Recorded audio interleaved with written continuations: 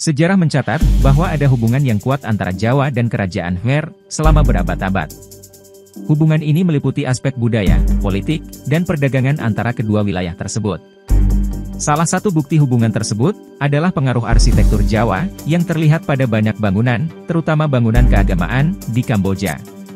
Contoh yang paling nyata adalah Angkor Thom dan Angkor Wat. Angkor Wat, salah satu situs peninggalan yang mengagumkan di Kamboja, telah lama menjadi pusat perhatian para arkeolog dan sejarawan. Namun, terungkapnya bukti-bukti menarik mengenai asal-usul Angkor Wat, telah mengubah pandangan kita tentang situs ini. Bukti-bukti tersebut mengarah pada satu kesimpulan yang menarik, yaitu bahwa Angkor Wat, candi megah yang menjadi salah satu keajaiban dunia ini, diduga dibangun oleh orang Jawa.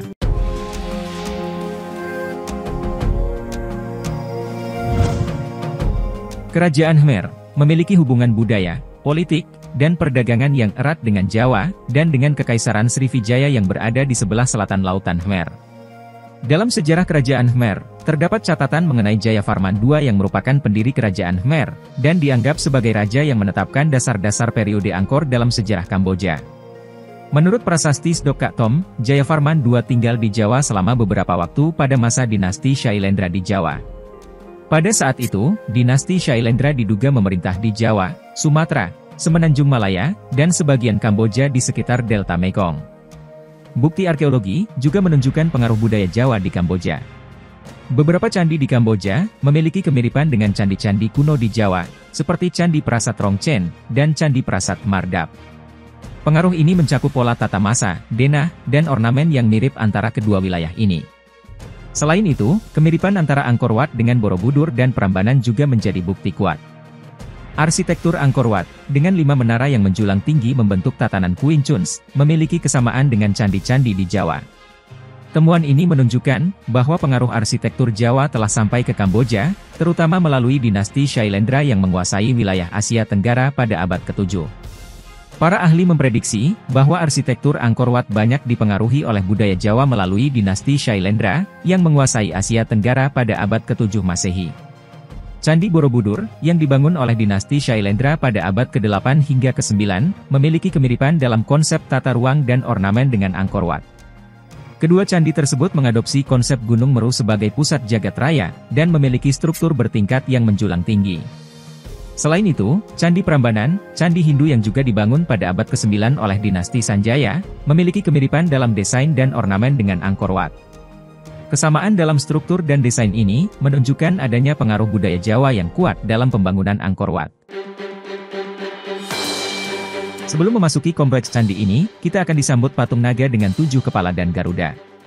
Ini merupakan 3 elemen sangat penting dan bisa ditemukan dalam banyak relief di Angkor Wat, terutama di bagian gerbang, karena dipercaya sebagai penjaga surga. Selain kala, naga dan Garuda juga banyak ditemui pada candi di Jawa. Menyusuri Angkor Wat yang dibangun di abad ke-12 ini, terasa seperti memasuki Candi Borobudur dan gabungan sejumlah candi lain di Jawa, dibandingkan dengan candi di India. Selain kesamaan struktur dan desain, Angkor Wat juga memiliki pengaruh religius yang mirip dengan candi-candi Jawa. Angkor Wat awalnya didedikasikan untuk penyembahan Dewa Wisnu, dan digunakan sebagai tempat penyimpanan abu jenazah Raja Khmer Suryawarman II. Candi-candi di Jawa juga memiliki fungsi serupa sebagai tempat pemujaan dewa-dewi Hindu dan Buddha, serta sebagai tempat pemakaman raja-raja. Selain itu, cerita epik seperti Ramayana dan Mahabharata, yang merupakan cerita yang penting dalam agama Hindu, juga terdapat dalam relief-relief dinding Angkor Wat. Cerita-cerita tersebut juga ditemukan dalam candi-candi di Jawa, menunjukkan adanya kesamaan dalam warisan budaya dan agama antara Kamboja dan Jawa. Penting untuk dicatat, panel-panel relief kedua candi ini, bukanlah diadopsi dari negeri Hindustan.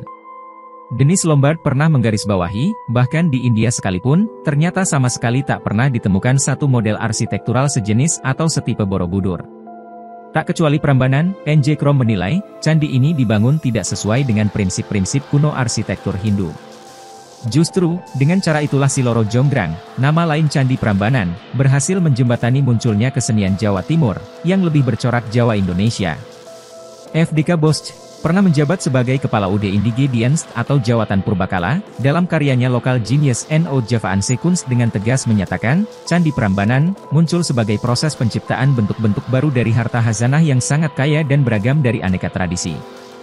Local genius adalah kata kunci penting yang mengemuka dari tulisan Bosch. Istilah ini bermakna, sejauh mana atau seberapa kuat dasar-dasar kepribadian budaya penerima unsur-unsur asing itu, membuktikan diri berperan signifikan dalam proses alkulturasi. Pada titik inilah, perkembangan lebih lanjut desain arsitektur Borobudur dan khususnya Prambanan, ternyata berpengaruh kuat pada konstruksi pendirian candi-candi di luar Indonesia. Bahkan tak tanggung-tanggung, arsitektur kedua candi ini di masa itu bisa dikata mendunia. Menurut Rahadian Prajudi, Prambanan ialah the first high-rise building in Southeast Asia, dan arsitektur Prambanan dan Borobudur, diduga kuat telah menginspirasi model pembangunan candi-candi di Indochina.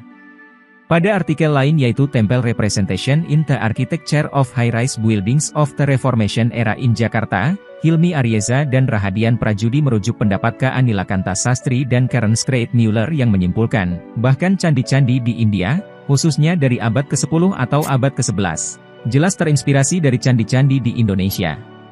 Lagi-lagi hasil penelitian arkeolog Indonesia sendiri, dalam Comparative Study of Type Morphology Architecture Borobudur Prambanan Temple of Angkor Wat Case Study on Mass Processes, Looks, Shocks, and Ornaments, Andreas Martinus dan Rahadian Prajudi berhasil memperlihatkan dugaan kuat, bahwa unsur-unsur arsitektur Angkor Wat, jelas terinspirasi oleh Borobudur dan Prambanan. Kemudian, penemuan prasasti dan artefak arkeologi di kedua wilayah tersebut, menunjukkan adanya interaksi dan pertukaran budaya antara kedua bangsa. Prasasti Batuka 235 dari Candi Sdokok Thom yang ditemukan di Kamboja, mencatat bahwa Raja Jayawarman II, pendiri kerajaan Khmer, pernah tinggal di Jawa, dan membawa pulang seni dan budaya Jawa ke Kamboja. Prasasti-prasasti dan peninggalan arkeologi lainnya juga menunjukkan, adanya pengaruh budaya Jawa di Kamboja. Selain itu, bahasa dan budaya Cham, yang memiliki hubungan dengan Jawa, juga memiliki pengaruh pada budaya Khmer. Musik tradisional Kamboja yang terlukis dalam relief-relief Angkor Wat, memiliki kemiripan dengan alat musik tradisional Jawa, seperti gamelan. Menurut cerita, setelah Raja Jayavarman II pulang dari Jawa pada akhir abad ke-7, ia juga membawa budaya musik Jawa ke tanah kelahirannya. Bukti sejarah dan arkeologi ini menguatkan hipotesis, bahwa arsitektur dan budaya Jawa, memiliki pengaruh yang signifikan terhadap pembangunan Angkor Wat dan situs-situs peninggalan kerajaan Khmer lainnya. Hal ini juga menunjukkan, bahwa ada pertukaran budaya, seni, dan pengetahuan antara Jawa dan Kamboja pada masa lalu. Oleh karena itu dapat dikatakan, bahwa Angkor Wat dibangun dengan pengaruh yang signifikan dari orang Jawa. Pada titik inilah, sekali lagi kita sebagai bangsa Indonesia patut berbangga. Ibarat jauh melampaui zamannya, strategi kebudayaan Indonesia masa lalu, ternyata justru telah piawai menerjemahkan tagline kaum postmodernisme di abad ke-20, sebuah kredo dari praksis sosial dalam interaksi dunia yang semakin mondial dan juga kompleks, think globally act locally, atau think global act local. Studi genetik juga menyediakan bukti tambahan tentang hubungan antara Kamboja dan Indonesia.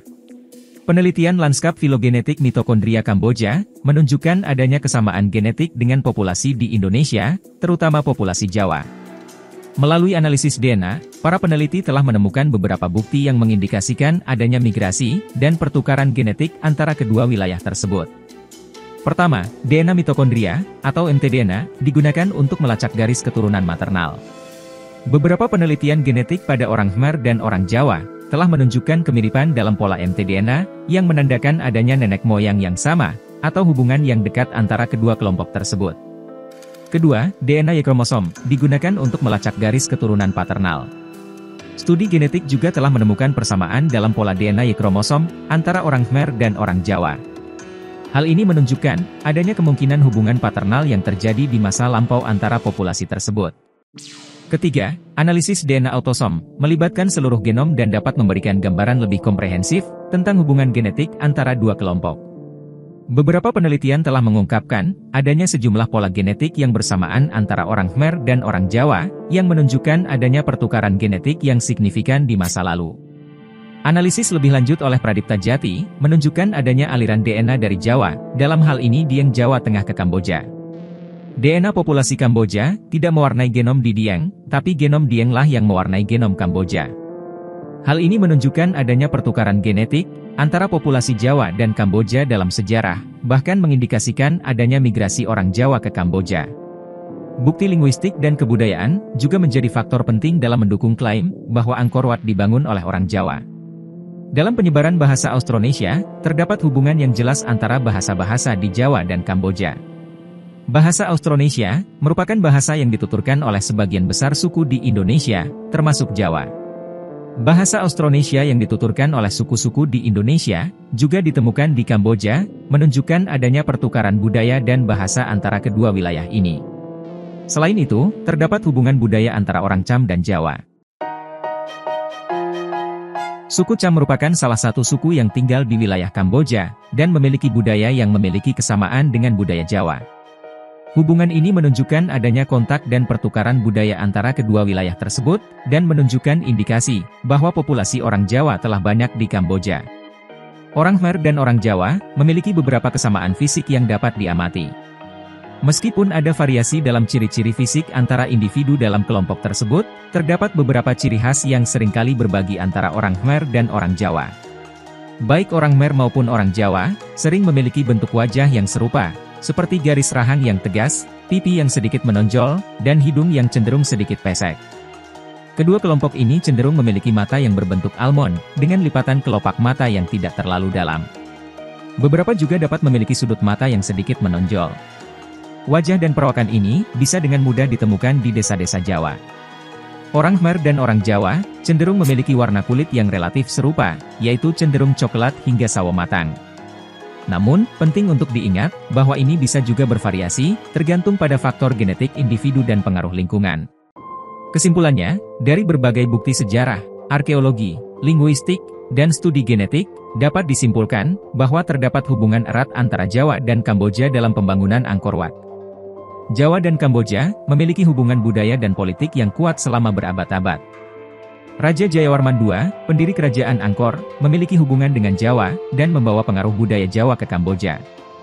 Kemudian ada bukti arsitektur dan simbolisme, yang mirip antara Angkor Wat dan candi-candi di Jawa seperti Borobudur dan Prambanan. Bahasa Austronesia juga tersebar di kedua wilayah ini. Penelitian genetik juga menunjukkan, adanya kemungkinan pertukaran genetik antara populasi di Jawa dan Kamboja. Hal ini semakin menguatkan bahwa ada semacam migrasi besar-besaran yang bisa dipastikan bahwa mereka termasuk juga para pekerja, tukang batu, para prajurit, untuk membantu dalam pembangunan Angkor Wat, ibu kota kerajaan Khmer. Hal ini mengingatkan kita akan pentingnya mempelajari dan menghargai warisan budaya yang saling terkait antara kedua negara, serta meningkatkan pemahaman kita tentang sejarah dan hubungan budaya di wilayah ini, bukan hanya untuk membangga-banggakan diri semata.